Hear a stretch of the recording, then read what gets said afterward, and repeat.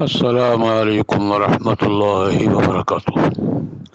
الحمدللہ رب العالمین والصلاة والسلام علی سید المرسلین وعلی آلہ واصحابہ واتباعہ اجمعین۔ میں ابو عمار زاہد الراشدی عرض کر رہا ہوں۔ میں مولانا حافظ امجد بہم المعاویہ، مولانا پیر سبیع الحق اور مولانا عمر حیات کے ساتھ کل سے ملک کی معروف روحانی مرکز خانقاہ سراجیہ کلیا شریف میں ہوں، اور بزرگوں، دوستوں، احباب کی ملاقات کے ساتھ ساتھ خانقاہ کے روحانی ماحول سے مستفید ہو رہا ہوں۔ آج کل ہم ایک دو اہم مسئلوں سے دوچار ہیں۔ ایک تو پہلے سے چلا آ رہا ہے کہ مساجد، مدارس اور عمومی اوقاف کو قانونی طور پر IMF اور FATF کی نگرانی میں دے دیا گیا ہے، جس پر ملک بھر میں احتجاج اور اضطراب جاری ہے، اور دینی حلقے رابطے میں ہیں، اور رمضان کے بعد انشاءاللہ العزیز اس کے میں کوئی اجتماعی موقف اور عمل طے کرنے کی بات چل رہی ہے۔ لیکن اس کے ساتھ ہی یورپی یونین نے پاکستان میں توہین رسالت پر سزا کا قانون ختم کرنے کا مطالبہ کیا ہے،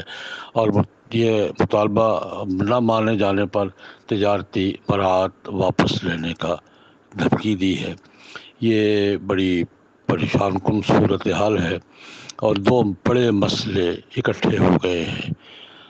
مسجد اور مدرسہ اور اوقاف کو IMF اور FATF کی نگرانی سے بچانا اور ناموس رسالت کے تحفظ کے قوانین کی حفاظت کرنا، یہ دونوں مسئلے ہمارے ایمان اور عقیدہ اور ہماری مذہبی آزادی اور حقوق سے تعلق رکھتے ہیں، جن پر کسی حالت میں سمجھوتہ نہیں کیا جا سکتا۔ اور میں سمجھتا ہوں کہ فرانس کے گستاخانہ خاکوں پر ہماری حکمران کلاس نے جو گو بگول اور یہ تذبذب کا مظاہرہ کیا ہے، اس کا لازمی نتیجہ یہی تھا کہ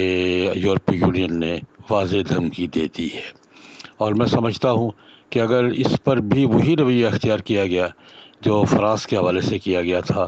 تو اگلا وار ختم نبوت کے قوانین کو واپس لینے کے مطالبے کا ہوگا، اور اس سے اگلا وار دستور پاکستان میں تمام شرعی اور اسلامی قوانین کو واپس لینے کا ہوگا۔ اور اس ساری مہم کا مقصد یہ پاکستان کو ایک اسلامی اور تہذیبی شناخت سے محروم کر کے سیکولر ریاست بنانا، اس ساری مہم کا ہدف ہے، جس میں بین الاقوامی ادارے بھی ہیں، جس میں وہ NGOs جو ملک میں رفاہی اور تعلیمی اور دوسرے حوالوں سے کام کر رہی ہے، لیکن اصل ان کا ایجنڈا اسی بات پر ہے کہ وہ پاکستان کی نظریاتی حیثیت کو اور تہذیبی شناخت کو ختم کرنے کی کوشش کرتی چلی جائے۔ اور اس کے ساتھ یہ صورتحال بھی ہمارے لیے صحیح پریشان کن ہے کہ ہمارے ریاستی اداروں میں بیٹھے ہوئے سیکولر لوگ تو پوری طرح متحرک ہے، اور ریاستی اداروں میں ہی جو محب وطن، محب دین، محب اسلام عناصر موجود ہیں بہت زیادہ ہیں، بڑے مضبوط ہیں، بڑے مخلص ہیں، بڑے دیندار ہیں، لیکن وہ خاموش دکھائی دے رہے ہیں۔ یہ سب سے زیادہ پریشان کن صورتحال ہے۔ میری گزارش ہے کہ اگر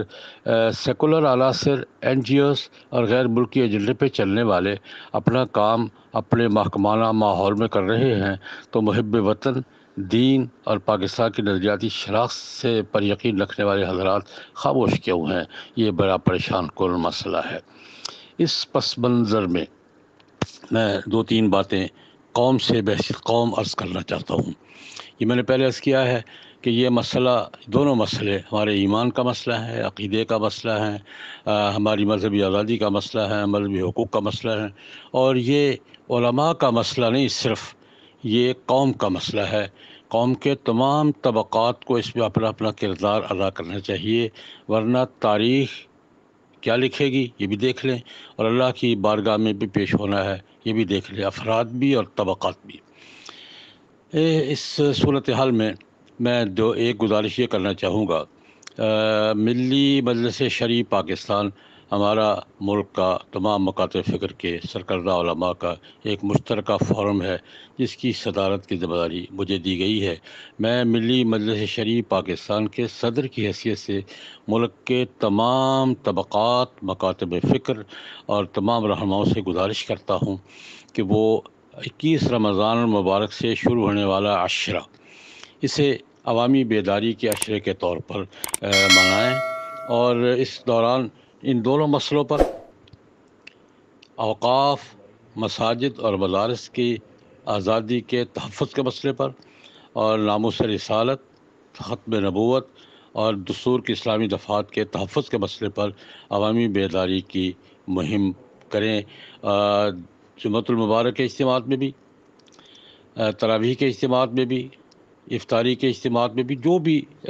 راستہ ملتا ہے، لوگوں کو کم از کم بیدار ضرور کریں، بتائیں ضرور کہ کیا ہو رہا ہے اور دنیا ہمارے ساتھ کیا کرنے جا رہی ہے۔ دوسری بات میں عرض کرنا چاہوں گا کہ ہماری یہ جد و جہد پرامن قانون کے دائرے میں رہتے ہوئے، اس وضاحت کے ساتھ کہ کوئی طرز عمل جد و جہد میں ایسا اختیار نہیں کیا جائے گا جو دستور اور قانون کے تقاضوں کے منافی ہو اور امن کے تقاضوں کے منافی ہو، لیکن دستور اور قانون اور اخلاقیات کے دائرے میں جو آپشن بھی ہمیں ملتا ہے انشاءاللہ العزیز اسے بھرپور طریقے سے استعمال کریں گے، اور حتی الوسع کوئی آپشن ضائع نہیں ہونے دیں گے۔ قانونی پرامن دستوری جد و جہد ہمارا حق ہے، انشاءاللہ العزیز ان سارے مقاصد کے حوالے سے ہم اس حق کو استعمال کریں گے۔ ایک بات میں یہ بھی عرض کرنا چاہوں گا جو بات پہلے عرض کر چکا ہوں کہ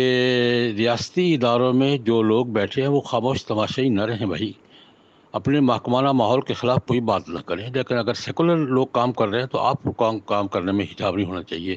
دوسری بات، تاجر برادری، وکلاء، صحافی برادری اور میڈیا میں بیٹھے ہوئے لوگ، وہاں بھی صورتحال یہی ہے، سوشل میڈیا ہو یا پرنٹ میڈیا ہو یا الیکٹرانک میڈیا ہو، ہر جگہ یہی کیفیت ہے کہ بیرونی ایجنڈے پہ کام کرنے والے کھل کے کام کر رہے ہیں، اور ملک کی نظریاتی شناخت اور تحفظ کی بات کرنے والے دیکھ رہے ہیں کہ ہم نے کیا کرنا ہے، کرنا بھی ہے یا نہیں کرنا۔ میں وکلاء سے بھی، تاجر برادری سے بھی، صحافیوں سے بھی اور دیگر طبقات سے بھی یہ گزارش کروں گا کہ وہ بھی اپنے فرائض کو پہچانیں۔ اس کے ساتھ میں یہ بھی عرض کرنا چاہوں گا، یہ بات ہمارے سامنے ہے، کرونا کی تباہ کاریاں بڑھتی جا رہی ہیں، ٹھیک ہے، یہ اللہ پاک کی طرف سے